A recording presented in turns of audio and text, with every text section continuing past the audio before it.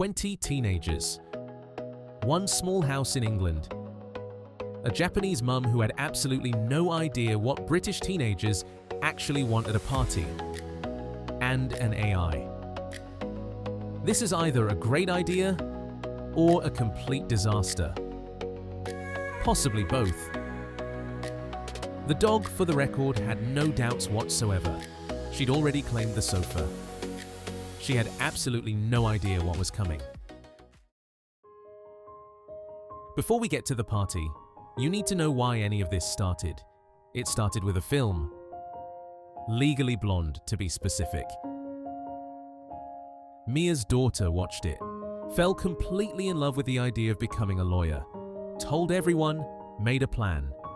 You know that feeling when your kid finally finds something they're excited about? That was this. Then, she went to school the next day, and someone, very helpfully, told her that AI was going to replace lawyers. She came home, sat down, said nothing. If you're a parent, you know that silence.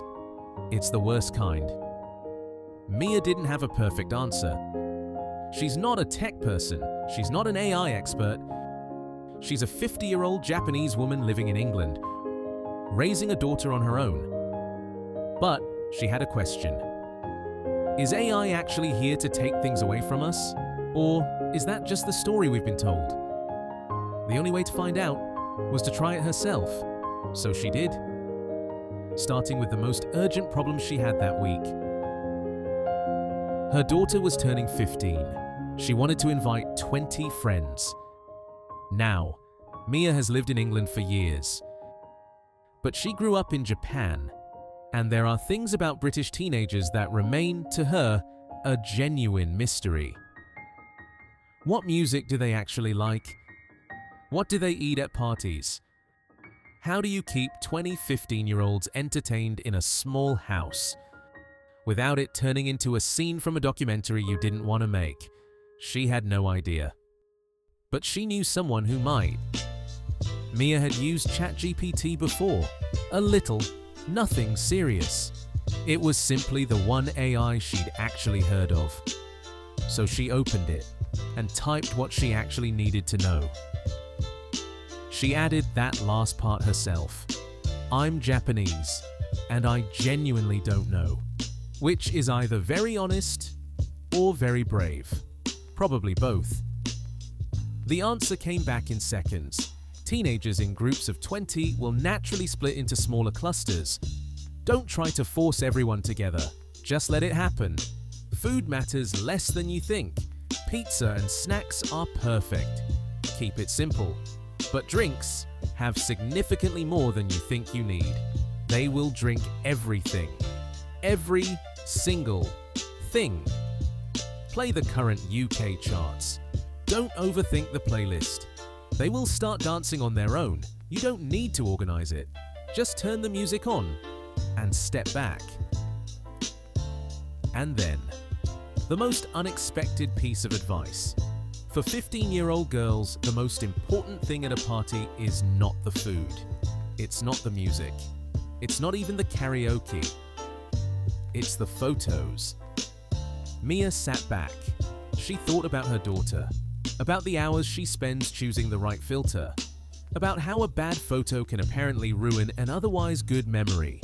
ChatGPT was completely right, and Mia hadn't even thought of it. Then Mia typed one more question. What kind of party atmosphere would she love most? The answer came back instantly. Disco.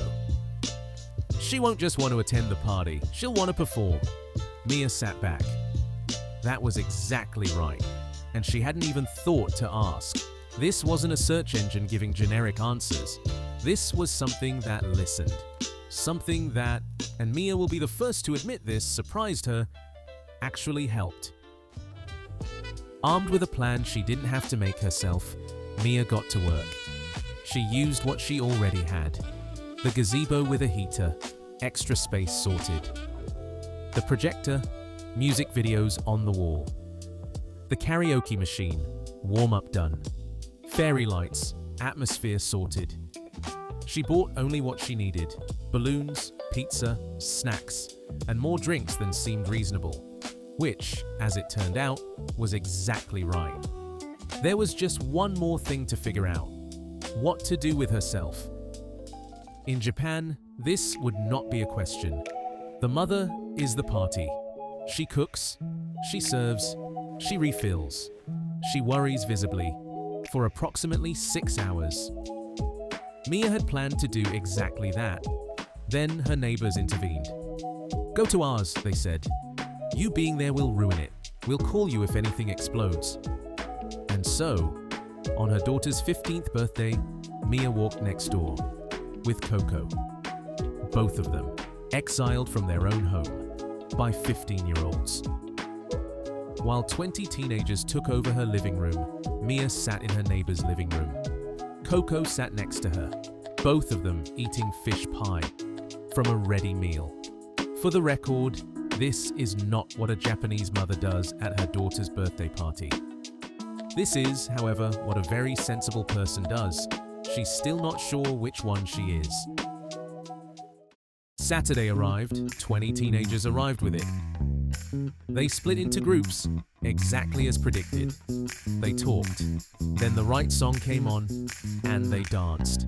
The pizza lasted 20 minutes, the drinks gone in 40, the photos, hundreds of them. The karaoke turned into a disco. The disco went on for 3 hours. Nobody went home early. At midnight, the last guest left. Mia's daughter came downstairs, looked at her mum, said 4 words, "Best party ever, Mum," and went to bed. That night, sitting in the quiet after 20 teenagers had left the house, Mia thought about her daughter's question. AI is going to take everyone's jobs. Maybe, maybe not. But what she'd experienced that week wasn't something taking anything away. It was something giving her something back. Time, confidence, a way to bridge the gap between her world and her daughter's. And maybe, just maybe, that's the more interesting question. Not, will AI take our jobs? But what will we do with everything it gives us? I started for my daughter, but somewhere along the way, it became for me too. Mia has decided to keep going. Every week, something new. Every result, good, bad, or completely unexpected, she'll share. Next time on Mia's AI journey at 50, 1 week, 1 busy mum, 1 AI. Can ChatGPT actually help with the everyday stuff? The meals, the emails, the endless list of things that never quite gets done.